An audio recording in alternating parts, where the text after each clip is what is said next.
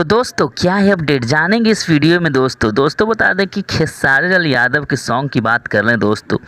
तो आप लोग अच्छी तरह जानते हैं दोस्तों कि सॉन्ग तो अभी शूट हो ही रहा है, मगर खेसारी लाल की बात और कर ले तो खेसारी लाल दोस्तों आज ही अपने शूटिंग कंप्लीट करके दोस्तों बता दें कि खेसारी लाल गए हैं रिसेप्शन में मुकेश अंबानी के बेटे की शादी है। तो सभी कोई जान रहे हैं दोस्तों कि मुकेश अंबानी के बेटे की शादी है और पवन सिंह भी गए हुए हैं। तो दोस्तों खेसारी लाल कहाँ पीछे रहने वाले हैं दोस्तों, खेसारी लाल भी गए हैं। खेसारी लाल गए हैं आज ही दोस्तों, उनका जो वीडियो वायरल हुआ है कि एरोप्लेन पे बैठे हुए, तो दोस्तों आज गए हैं रिसेप्शन में खेसारी लाल यादव।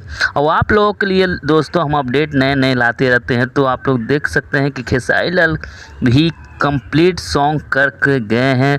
तो मिलते हैं एक नए वीडियो में नए अपडेट, तो नया अपडेट आप लोगों को मिलते रहेगा। चैनल को सब्सक्राइब जरूर कर लीजिए।